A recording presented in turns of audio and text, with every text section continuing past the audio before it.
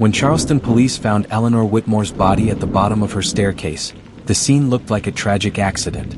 But behind the velvet curtains of the estate, her daughter was already making calls, asking about the will, not the funeral.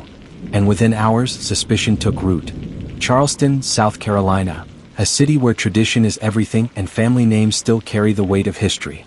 Behind the grand doors of the Whitmore estate lived Eleanor Whitmore, the last of a proud Southern bloodline. But in the early hours of March 15, 2023, that legacy came crashing down, literally. Her body was found at the base of her own staircase. It could have been an accident. Except someone stood to gain everything the moment she took her last breath, and that someone was her only daughter. Charleston, South Carolina. The kind of town where history clings to the walls like ivy and everyone knows the name Whitmore. For generations, the Whitmore family had lived in the stately three-story mansion on Rutledge Avenue, a Greek revival behemoth draped in Spanish moss and steeped in old Southern pride. The estate wasn't just a home. It was a monument. A living, breathing reminder of status, legacy, and wealth that stretched back to the Civil War. On the night of March 14, 2023, that legacy was about to come to an end. Eleanor Whitmore, 68, was alone in the house for the evening. Or so she thought. The staff had gone home early after a small gathering, one of those refined Charleston dinners filled with lawyers, distant cousins, and city council members. Eleanor had hosted the affair with her usual charm, despite the growing tension between her and her daughter, Lila. Guests noticed the glares exchanged across the dining table, the brittle smiles and the raised eyebrows. But no one asked questions. You didn't question the Whitmores. By 10:30 p.m., the mansion had gone quiet. The chandeliers dimmed. The wine glasses had been washed and stored in their velvet-lined drawers. Eleanor, dressed in a silk robe and pearls, wandered the hallways humming faintly. She liked to do that, check every window, every lock. The war widow had grown cautious in her later years. But something felt off that night. The air was heavy. The silence unnatural. At 11:12 p.m., Eleanor called her attorney. "Malcolm, I want the clause reinstated. The one we discussed last year. If anything happens to me, anything at all, I want the estate transferred into trust. Lila can't inherit it until she's 40. I don't care if she threatens to disown me. I'm done being manipulated." Malcolm tried to calm her down. "Eleanor, let's talk in the morning. You're worked up. Is this about the confrontation at dinner?" But she wouldn't be talked down. "No, Malcolm. I'm changing the will. Tonight if I can." "She's not ready. She never will be." The call ended at 11:19 p.m. Eleanor walked back toward the grand staircase, her bare feet silent on the hardwood floors. She stopped for a moment, listening. Somewhere in the shadows of that cavernous home, something creaked. By morning she was dead. At 6:43 a.m., the maid, Margot, arrived early. She'd left her apron the night before and thought she'd sneak in quietly to start breakfast before Eleanor rose. But the second she entered, the smell hit her. Iron, floral perfume, and something burnt. Margot's scream echoed through the halls when she found Eleanor's body at the base of the staircase. Her head was twisted at a gruesome angle, eyes wide open in terror. One hand still clutched the new draft of her will, now smeared with blood. The police were called. Detective Marshall King, a 30-year veteran of the Charleston PD, arrived within the hour. At first glance it looked like a fall. The kind of tragic accident that befalls aging women on polished wooden stairs. But something didn't sit right with King. The bruise on Eleanor's temple was too sharp, too clean. There was a faint indentation on the back of her skull. And most curious of all, there was no blood on the staircase. Just at the base. As if she hadn't fallen but had been placed there. Lila arrived at 7:51 a.m. Tears streamed down her face as she collapsed onto the velvet settee in the parlor, gasping for breath, claiming she had only just heard the news. She wore a black silk dress and oversized sunglasses. I can't believe she's gone. We had dinner last night.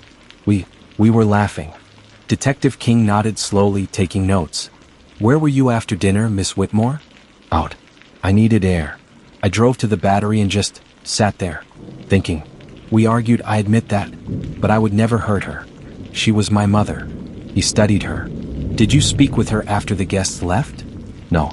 I left before she went upstairs. She wanted time alone. She always needed space after these things." She was composed. Almost too composed. But it was still early. King ordered a full forensic sweep of the home. Lila was told she couldn't stay in the house for the time being, and she reluctantly agreed to move into a suite at the Charleston Place Hotel. Later that evening, the medical examiner called. Eleanor's injuries were not consistent with a fall. She had been struck, once, with a heavy, blunt object. Based on lividity and tissue bruising, it happened between 11:30 p.m. and 12 a.m. She died instantly. Suddenly, the case shifted from an accidental fall to a suspected homicide. And Lila Whitmore? She was the only one unaccounted for during that time frame. 3 days later, Malcolm, the family attorney, presented the new will.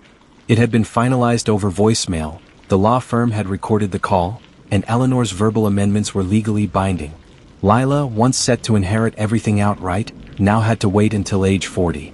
And even then, the estate would be co-managed by a board of trustees. The mansion, meanwhile, was to be preserved as a historical property, not to be sold or leveraged for debt. It was a nuclear bomb. Lila had lost access to millions, and she knew it. Detective King had seen plenty of cases of money tearing families apart. But something about this felt colder, more rehearsed. It wasn't a moment of rage. It was premeditated, deliberate. He didn't have the murder weapon yet. No DNA. No clear motive, unless you counted the money. But King knew one thing. People don't rewrite their wills at midnight unless they're afraid. And Eleanor Whitmore had died hours after doing exactly that. At her mother's funeral, Lila Whitmore cried for the cameras, wore the right pearls, and whispered to guests about grief. But what no one knew was that the day before Eleanor's death, Lila had emptied her joint savings account and made a one-way call to someone named Julian. She wasn't planning to mourn. She was planning her next move. There are two types of people in Charleston society, those who inherit legacy and those who marry into it. Lila Whitmore had been born into it, bathed in it, and raised to weaponize it. And yet, even within the prestigious Whitmore bloodline, she was a contradiction, poised and polished in public, but fraying at the seams behind closed doors. At 33, Lila had never held a job. She didn't need to. Eleanor covered her daughter's credit cards, travel expenses, and even the lease on her downtown condo. But with every passing year, the leash tightened. Eleanor had grown tired of Lila's impulsive spending and her string of reckless relationships. Most of all, she resented her daughter's sense of entitlement toward the family estate. "She acts like I'm already dead," Eleanor once confided to Malcolm, her attorney. "She walks through this house making decisions about renovations I never approved, talking about where she'll place her wine cellar. It's like she's counting the days." The truth was, Lila was counting the days. By late February 2023, Lila's world was beginning to crack. She was $87,000 in debt from high-interest loans she took out to maintain her lifestyle. Her black Mercedes had been repossessed. And worse, rumors were swirling about her being denied a credit line from several local banks. She was spiraling, but doing it quietly, with a glass of Pinot Noir in one hand and a mask of elegance on her face. That's when Julian Drake reappeared. Julian was the kind of man mothers like Eleanor didn't approve of. Handsome, mysterious, and penniless. He'd met Lila 3 years earlier at a gallery opening in Savannah. Their relationship was intense, obsessive even, but short-lived. Eleanor had stepped in, threatening to cut her daughter off if she didn't end it. Lila relented, publicly. Privately, the two never stopped talking. In early March, Julian texted Lila 3 words that would change everything. "Is it time?" Lila didn't respond. Not immediately. But 3 days before her mother's death, she met Julian at a motel just off Interstate 26. According to surveillance footage, they stayed inside for 4 hours. She left alone. The next day, she withdrew $28,000 in cashier's checks from an account linked to the Whitmore family trust. A violation of the trust's terms, and one Eleanor likely discovered just hours before her death. At the funeral, Lila played the part of the grieving daughter flawlessly. Dressed in custom black lace, she accepted condolences from Charleston's elite with bowed eyes and a trembling voice. Reporters took note of her composure. One society columnist even praised her as a portrait of grace in grief. But not everyone was convinced. Margot, the longtime housekeeper, watched her from a distance, lips pursed. She had known Lila since the girl was in pigtails. She had seen the tantrums, the manipulation, the rage that boiled just beneath the surface. And something about Lila's smile that day chilled her to the bone. Detective Marshall King was there too, quiet, observant, standing under an oak tree just outside the funeral home. He wasn't there for the show. He was there to watch Lila. To see how she moved, who she talked to, and most importantly, what she didn't say. What stood out was how quickly Lila pivoted from grief to business. Less than 24 hours after the funeral, she contacted the probate attorney and requested an expedited reading of the will. "I just want to know where I stand," she told him. "There's so much to organize now. The staff, the accounts. The estate needs leadership." What she didn't know was that the attorney had already spoken to Detective King. Eleanor's last-minute call and the voice-recorded amendment had changed everything. Lila's inheritance would be delayed, perhaps indefinitely. When the attorney read her the update, Lila didn't cry. She didn't yell. She didn't even blink. She simply stood up, thanked him, and walked out of the room. 10 minutes later, she was on the phone with Julian. Detective King, meanwhile, was building a timeline. And every brick in that timeline pointed back to motive. Financial pressure. A strained relationship. A history of entitlement. And now, suspicious behavior following the murder. King had no murder weapon yet, no fingerprints, no eyewitnesses. But he had a forensic report that screamed staged scene. He had a voicemail recording of a terrified mother altering her will hours before death. And now he had Julian Drake, a ghost from Lila's past who vanished the day Eleanor died. King asked to speak with Lila again. She agreed, reluctantly, and met him at the station, flanked by an expensive lawyer wearing an equally expensive watch. "Detective," she said, sliding into the chair across from him, "I've already told you everything I know. I love my mother. I didn't kill her." King didn't flinch. "And Julian Drake? Did he love your mother too?" Her jaw tightened. A beat of silence. "I haven't spoken to Julian in over a year," she lied. King slid a photograph across the table, surveillance footage of Lila and Julian at the motel.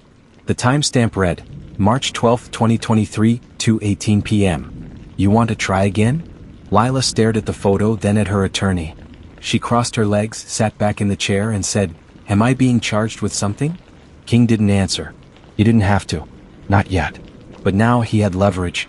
Back at the estate, a cleaning crew was preparing to close off the second floor for renovations when they found something in the fireplace of Eleanor's study. A half-burned silk glove, stained with blood. Tucked inside it was a pearl, identical to the ones Lila had worn to the funeral. DNA results would take time, but King didn't need a lab to tell him what his gut already screamed. This wasn't grief. This wasn't mourning.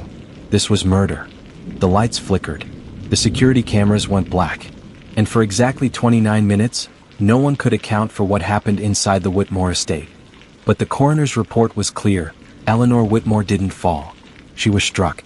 And someone waited until the world was quiet enough to kill her without a sound. March 14, 2023. It began as an ordinary evening in Charleston, humid, still, and draped in southern charm. Inside the Whitmore estate, the scent of roasted duck and rosemary still lingered in the air as the last of the guests made their way down the stone path toward their parked cars. Eleanor stood at the door, waving them off with a tight smile that belied the storm brewing inside her. Behind that genteel expression, her blood simmered. Lila had embarrassed her, again.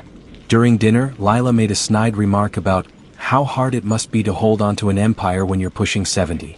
It was wrapped in a laugh, said behind a champagne flute, but Eleanor caught the edge in her tone. So did the other guests. And when she brought up the antique chandelier repair budget, Lila countered with, "Well, when I inherit the house, I'm replacing all of it with something modern. Clean lines. Less dust." Eleanor clenched her fork so hard she thought it might snap in half. When the last guest left at 10:27 p.m., the tension inside the house was palpable. The candles were blown out. The staff, sensing the friction, made their quiet exit. Only Eleanor and Lila remained. In the parlor, Eleanor poured herself a bourbon and stared into the fireplace. "I saw the withdrawal," she said, voice low. $28,000. From the trust. Lila, lounging on the settee, didn't flinch. "I needed it. It's my future, Mother. It's my trust, Lila. And you're not entitled to anything until I'm dead. Which you seem to be actively working toward." That line hit the air like a slap. Lila rose slowly, walking to the bar to pour herself a glass of wine. "I'm not waiting for you to die, Mother. But let's not pretend you'll live forever." Eleanor turned sharply. "I'm rewriting the will." Lila froze. "I'm putting the estate in a trust. You'll have access when you turn 40. Not before. You're not ready. You never were." For a moment, the only sound was the grandfather clock in the hallway ticking down to midnight. "Do what you want," Lila said softly. "It won't change anything." 11:31 p.m. The mansion's power surged just briefly. Lights flickered.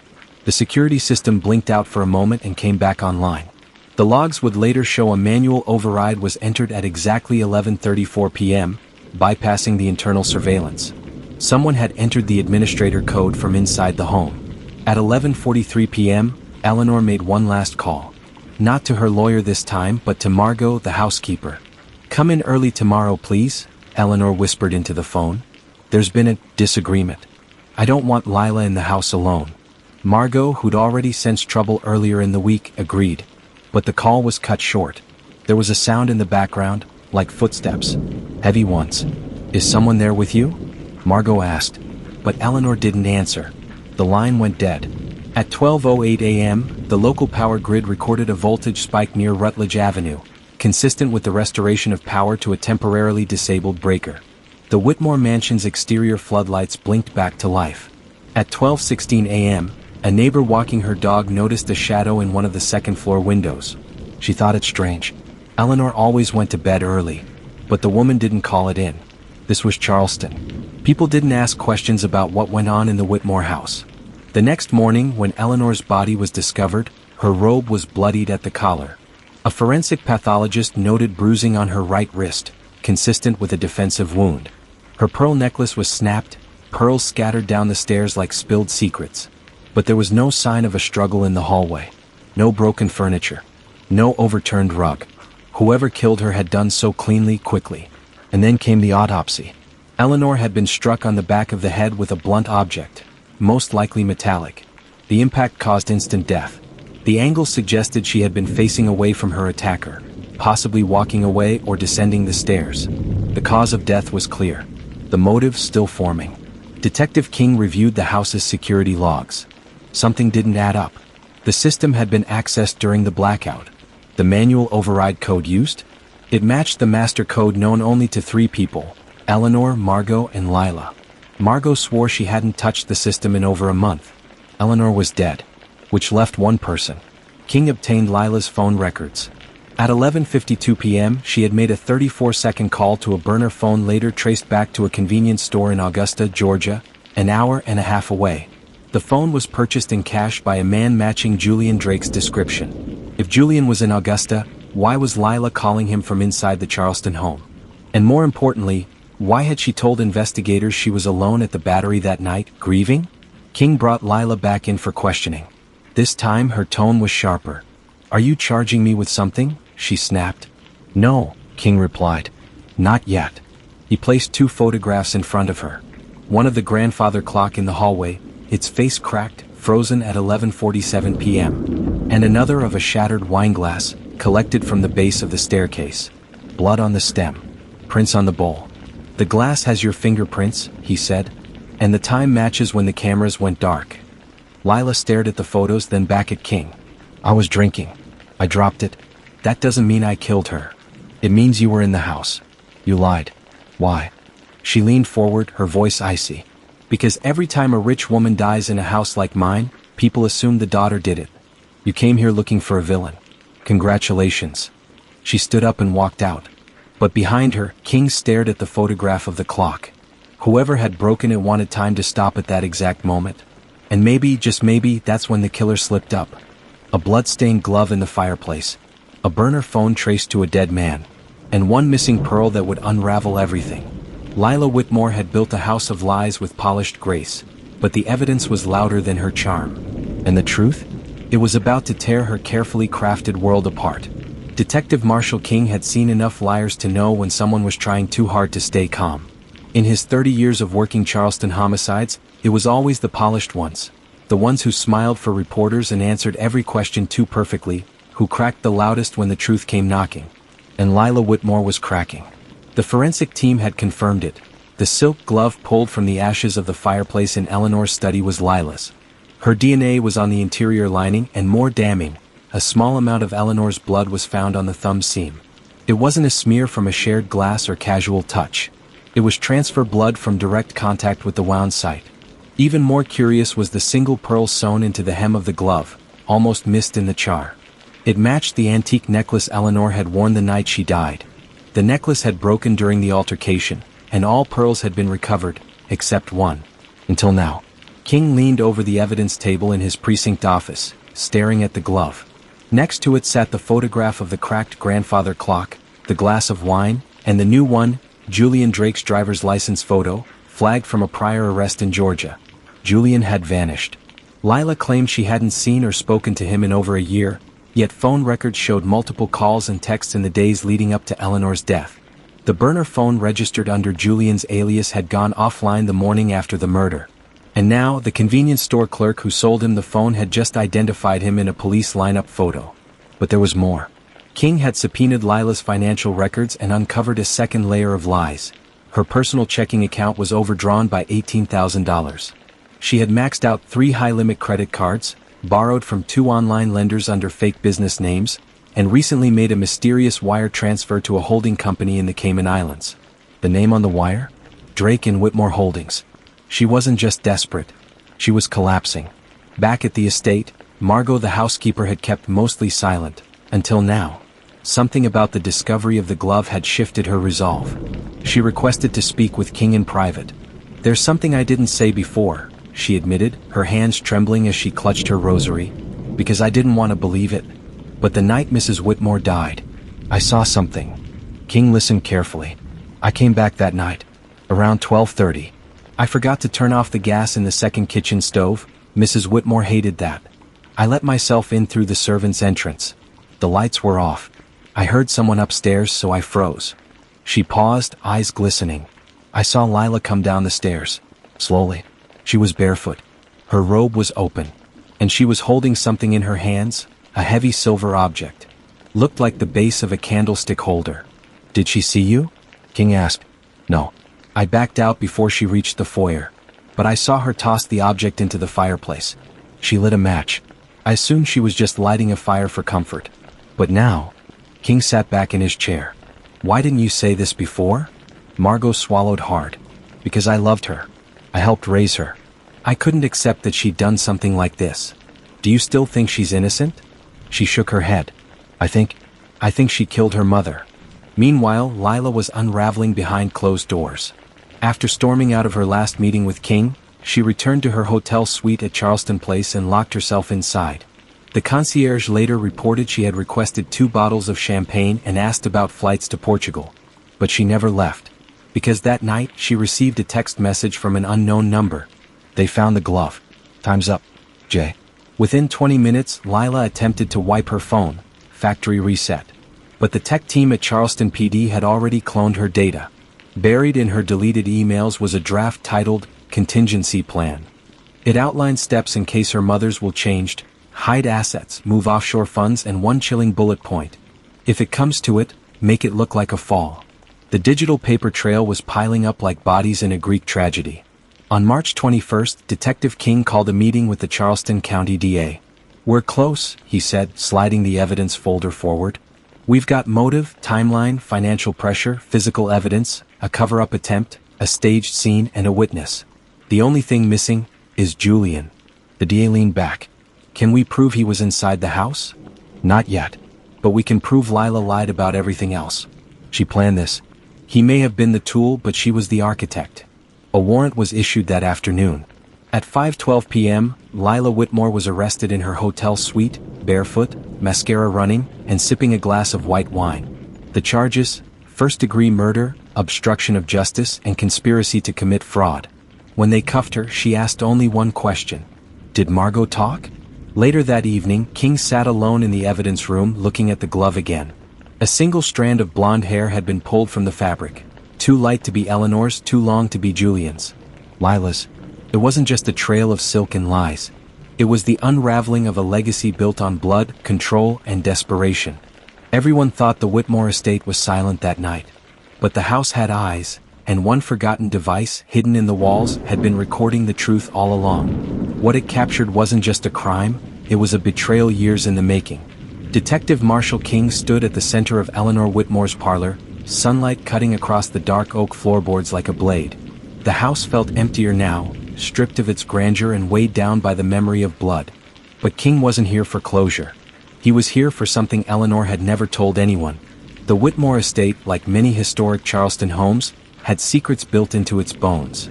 Hidden passages, old dumbwaiters, concealed compartments behind bookshelves.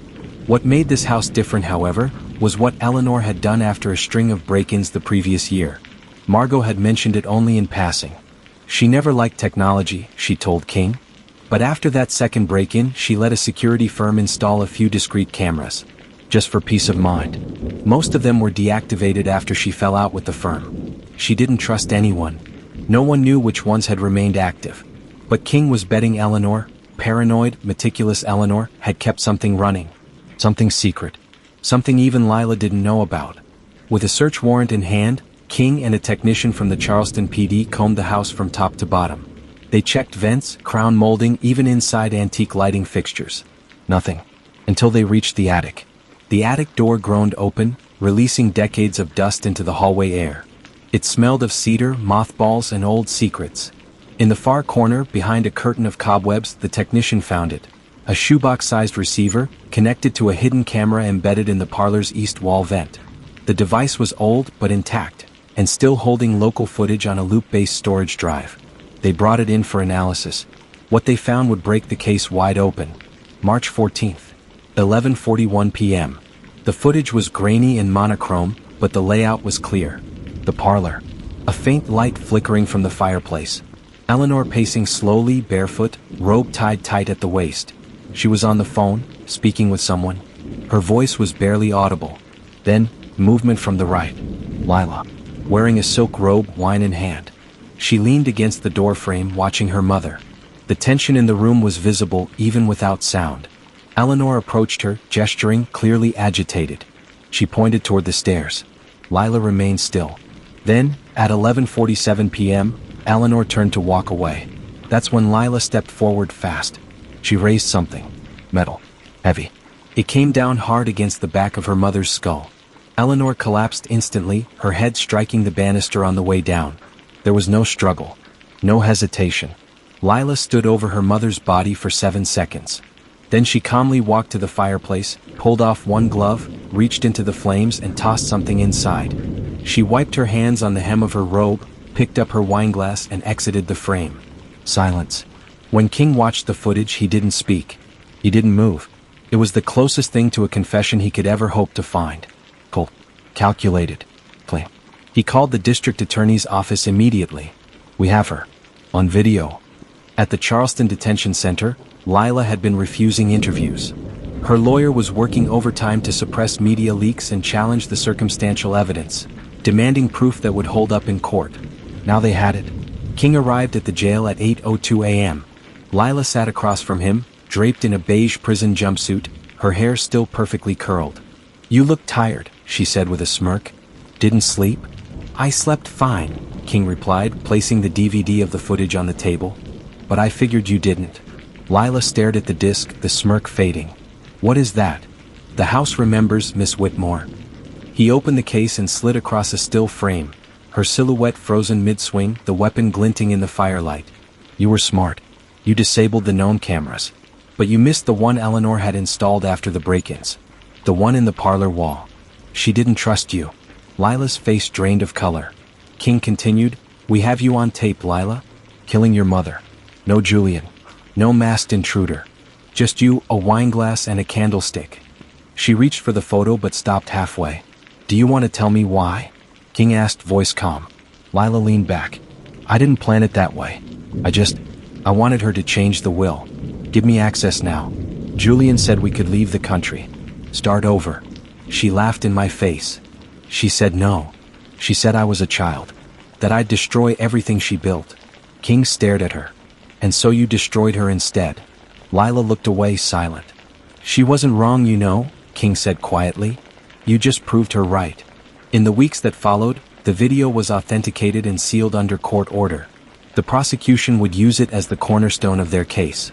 The trial was set for summer, and media interest exploded. The story of the glamorous Southern heiress who murdered her mother for a fortune played like a tragic Southern Gothic. Reporters dug into Lila's past, her failed romances, her extravagant spending, her mysterious relationship with Julian Drake. Meanwhile, Julian remained missing.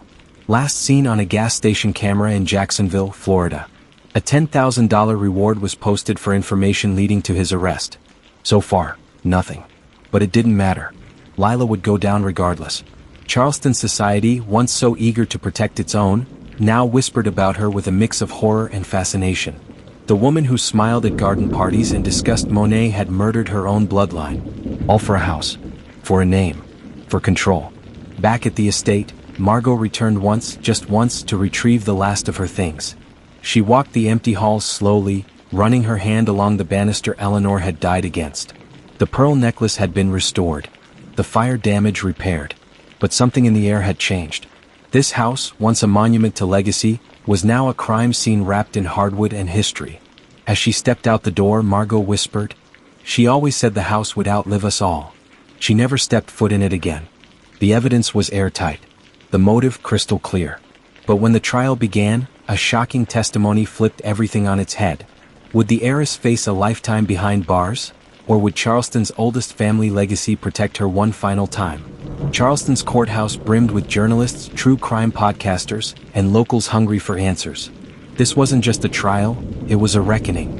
A gilded mask torn away from one of the city's most esteemed families.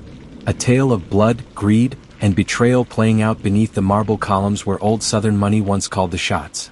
Lila Whitmore, heiress to the Whitmore estate, stood accused of murdering her mother, Eleanor Whitmore, in cold blood. Her defense was crumbling. The hidden surveillance footage had stunned even the most skeptical observers. For all her poise and practiced grace, there was no denying what the jury had seen. Lila striking her mother from behind. No struggle. No intruder. Just raw calculation. But the defense had one final move. And it came wrapped in the perfectly pressed suit of Julian Drake. On the third day of trial, the prosecution announced they had located Julian in Tijuana, Mexico. Deported under an unrelated fraud charge, Julian was now back in U.S. custody.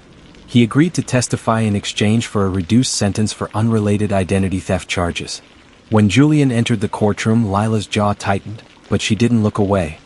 He was thinner, paler, with a coldness in his eyes that hadn't been there months ago. When he was sworn in, the entire courtroom leaned forward. The prosecutor stepped up. "Mr. Drake, how long were you romantically involved with Lila Whitmore?" Julian looked straight ahead. 3 years.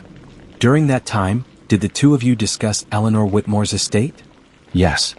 Did you and Lila ever make plans involving her mother's inheritance? He hesitated, then nodded. We did. Gasps echoed through the room. Julian continued, his voice flat. She hated her mother. Said Eleanor treated her like a possession, not a daughter. We argued a lot about money. Lila said she was sick of waiting. Said if Eleanor was gone we could travel, disappear. Live off the estate. And did she ever suggest violence? A long pause. Yes, she said. If she dies in that house, no one will question it. People die in those old mansions all the time. Heart attack. Stroke. A slip down the stairs. And what was your response? I told her she was being dramatic. But I didn't stop her. Julian swallowed hard, voice cracking. I knew she was serious the night she called me and said, "It's done." The defense scrambled to reframe the narrative. They called a forensic psychiatrist who argued that Lila suffered from coercive dependency disorder, alleging years of emotional manipulation by Julian. They tried painting Julian as the puppet master, Lila as the broken doll. She was vulnerable, isolated, grieving the recent loss of her grandmother, the expert explained. And Julian played into that grief, weaponizing it for personal gain. But the jury didn't seem moved. The facts were too overwhelming, the footage too raw. In the closing arguments, prosecutor Ava Randall stood before the court. "Ladies and gentlemen," she began, gesturing toward the massive screen beside her, "we all watched what Lila Whitmore did. And now we've heard from her own co-conspirator how she planned it. This wasn't a moment of passion. It wasn't an accident." She walked slowly toward the jury box. She stood over her mother's body. Come. She tossed the evidence in the fire and sipped wine as though nothing had happened. If this isn't premeditated murder, what is? She paused. Justice must be blind. And justice must not bend simply because someone is rich, beautiful, or born into legacy. Lila's defense attorney, Harold Cole, was equally passionate. She was a daughter who wanted freedom, yes, but she was also manipulated, emotionally abused. Julian Drake preyed on her vulnerabilities. Should she be held accountable? Yes. But does that make her a cold-blooded killer? He turned to Lila, who sat motionless behind the table. She is not the monster you've seen in one grainy video. She is the product of isolation, of generational pressure, of a toxic family history. The jury deliberated for 7 hours. Charleston waited with bated breath. When the foreperson stood and read the verdict, there wasn't a single camera shutter that didn't click. We, the jury, find the defendant, Lila Eleanor Whitmore, guilty of murder in the first degree. Lila didn't cry. She didn't scream. She closed her eyes and nodded slightly as if she had been expecting it all along. Judge Ellison sentenced her to life in prison without the possibility of parole. Outside, the city reacted with a strange mixture of grief and relief. Some mourned the downfall of the once great Whitmore name. Others saw justice long overdue. A few, particularly the true crime community, celebrated it as the trial of the decade. Margot Collins, Eleanor's loyal assistant, gave one brief interview. She got what she wanted, the house, the name, the control. But not for long. In the end, the only thing she'll ever own is her guilt.